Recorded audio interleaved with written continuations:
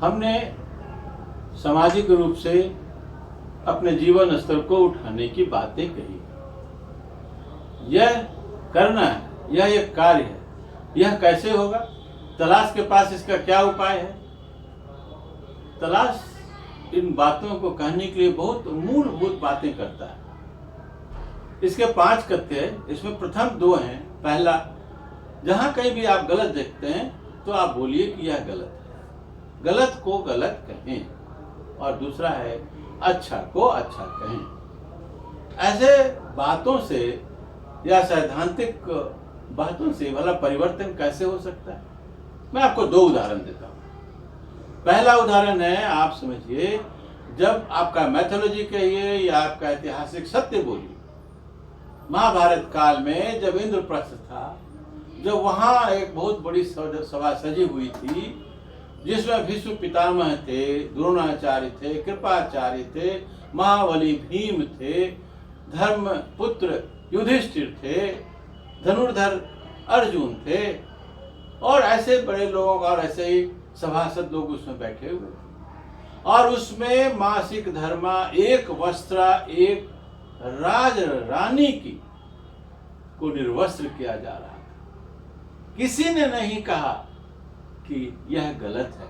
हम लोग कितना ढोंग पीटते हैं कि हमारे यहाँ स्त्रियों की इतनी कदर होती है, लेकिन आप सोचिए, किसी ने उस दिन नहीं कहा, समर्थ से समर्थ, साधारण से साधारण आदमी, किसी ने नहीं कहा कि यह गलत है। नतीजा क्या हुआ?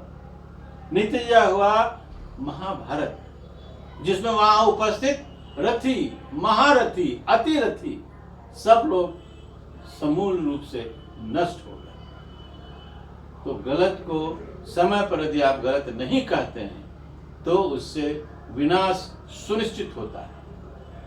इसलिए हर व्यक्ति को यदि हमें उत्थान करना है तो जहां गलत देखते हैं उसे गलत कहना होगा। एक दूसरा उदाहरण जो आधुनिक है, जो प्रामाणिक है पूरी तरह से, और हम सब कोई जानते हैं। एक व्यक्ति को चलती हुई ट्रेन से, चलती हुई रेलगाड़ी से फेंक दिया गया क्योंकि वह प्रथम श्रेणी में बैठा हुआ था, उसके पास प्रथम श्रेणी का टिकट था, परंतु वह काला था और गोरे लोगों ने उसे उठाकर सड़क पर, प्लेटफॉर्म पर फेंक दिया। और वो आदमी वहीं जमकर बैठ गया और कहा कि यह गलत है, यह नहीं होगा, यह नहीं होना चाहिए।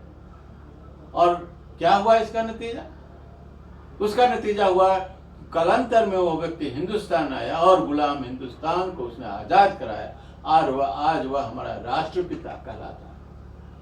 तो गलत को गलत कहने के इस तरह के नतीजे होते हैं। सही दिशा मोड़ने पर वह गुलामी दूर करता है और गलत दिशा में नहीं कहने पर वह विनाश करता है।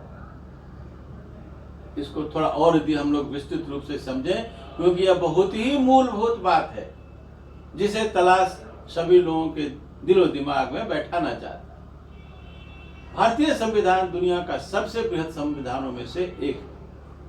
लेकिन आप बताइए, क्या हमारे शादी ब्याह के नियम, क्या हमें पूर्वजों का या अग्रजों का को इज्जत करना चाहिए? हमारी जो एक पारिवारिक परंपरा है, ये और सारी परिवारें हैं, बातें हैं, उदाहरणीय बातें हैं, क्या उस संविधान में लिखित हैं?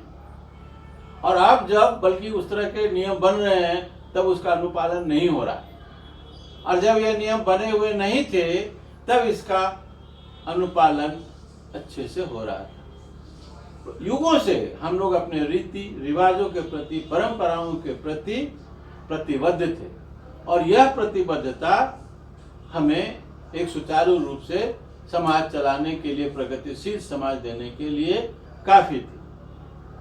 सवाल है कि परंपराओं के प्रति व्यक्तिगत प्रतिबद्धता कैसे सुनिश्चित होती है? समाज में आदर्श कैसे स्थापित होते हैं? नए आदर्श कैसे स्थापित होते हैं? और फिर ये नए आदर्श को लोग क्यों पालन करते हैं? ये कुछ इस तरह की बात है जैसे मर्यादा पुरुषोत्तम का व्यवहार अनुकरणीय था, कभी भी कानून नहीं बना, लेकिन आज भी उदाहरणीय है। ऐसा कैसे सुनिश्चित होता है? यह सामान्य लोकाचार कानूनी व्यवस्था से ज्यादा सशक्त होते हैं। क्यों? क्योंकि लोग कहते हैं कि भाई यह गलत है, और लोग उसकी भर्त्सना करते हैं कोई अपने वृद्ध माता पिता का इलाज नहीं करता, सेवा नहीं करता, तो अगल बगल के लोग कहते हैं कि भाई ये गलत है, एक दिन तुम भी बूढ़ा होगे। और यह लोगों के कहने में, लोगों के गलत को गलत कहने में अपार शक्ति। एक बच्चे को जब वह पेशाब जहां तहां कर रहा होता है तो हम कहते हैं कि बेटा ये गलत है। यदि वो नंगा घूमता है तो हम कहते हैं बेटा ये गलत है। ये चीज ही उसको यह सिखाता है कि हमें सही जगह पर पेशाब करना है और हमें ढंग से कपड़े पहनना है। तो गलत को गलत कहने में अपार शक्ति है, बहुत मजबूत बंधन है। इससे बढ़िया नियंत्रण शायद किसी कानून का भी नहीं होता है। इसलिए हमारे लिए यह आदर्श वाक्य है कि हम गलत को गलत कहें। धन्यवाद।